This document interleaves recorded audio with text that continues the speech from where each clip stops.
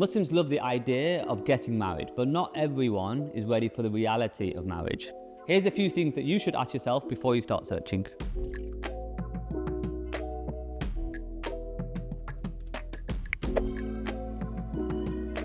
How do you actually try and reach some sort of compromise, especially when it comes to two things that you guys fundamentally disagree on, because it will happen. The key with all of this is how do you do it in a way that's respectful and make sure that the other person in the marriage actually does feel heard. Because remember, you are one team, it's not you against the other person.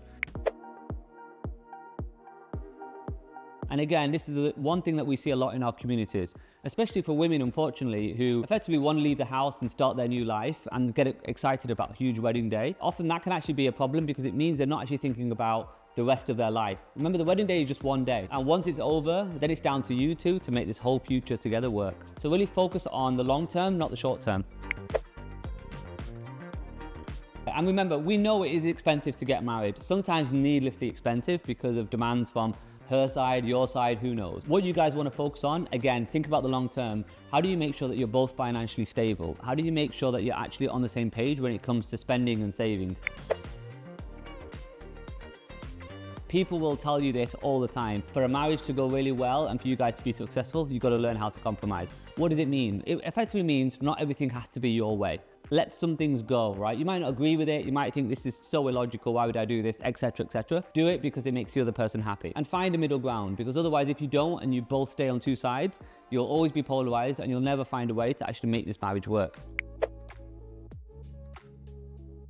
Trust me, that's the one thing that ultimately binds you together, because hopefully it's the reason why both of you are thinking about where are we ending up in the next life. And as a couple, you want to be helping each other, be a good Muslim, be a good couple effectively, and a good partnership to help get to that great goal. Maybe you make an effort to pray together, or read Quran together, or just learn things about Islam together. It's small things like that consistently done just help you both have this good foundation of faith in your relationship. And then hopefully what that means is when you do have difficulties, one of the obvious things to do is then look at the faith and say, okay, in Islam, how do we solve this thing?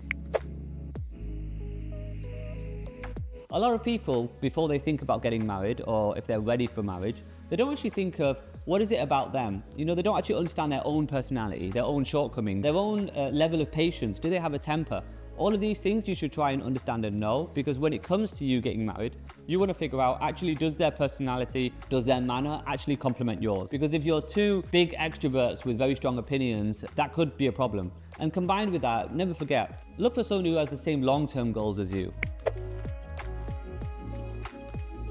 A lot of people bring a lot of baggage into a relationship, never mind a marriage. Difficult family situation, maybe they're estranged from their parents, God knows, right? There's so many things that can happen to people in their early life that affects them in their older life. You really need to take the time on yourself to deal with all these things, right? Make peace with those things or figure out a way to cope with these things. What you don't want to do is get married to someone and then suddenly burden them with all of your problems as such, or even have those things affecting your marriage. You want to make sure you get help, speak to people, speak to experts, get therapy if needs be. Try and make sure you're a good person for someone to be with. It's so, so important. If you ask most people when they're in trouble in their marriage, it's either usually two things. It's money or external involvement, it's family involvement, it's in-laws, it's all that kind of thing. And you want to figure out up front, okay, where are we going to live? In a given situation, who am I going to listen to? If my in-laws are giving you stress, how are we going to deal with it? You want to speak to your partner so that you understand from them when your parents, your family are giving her stress. Definitely for the guys, your goal is to protect your wife, right? And even if it means within reason, protecting or putting some distance between her and your family, healthy distance. What you don't want is your family really interfering in your marriage. You don't want to be sharing lots of private things with other people outside of your marriage. 9 times out of 10, it's interfering, it's unwanted, and it causes nothing but problems. Make sure that at least within the living quarters, you have some privacy and your own space, and try and really protect that. And it might even mean having difficult conversations with your own parents of telling them, look, these kind of things I don't want you interfering with, and these things, by all means, maybe just talk to me and don't involve her, etc. Some people are just in a rush to be with someone, and it kind of sounds bad, but it could almost be with anyone. And marriage for a lot of Muslims is the only halal way they can be with someone. That's totally the wrong mindset. Even if you're talking about and wanting to get married, and that's all cool, but if you're feeling lonely, don't just think marriage is the simple thing that kind of solves that for you. What you want to be doing, find some friends, make friends, right? Get out your comfort zone, find new social groups, find new activities to be part of.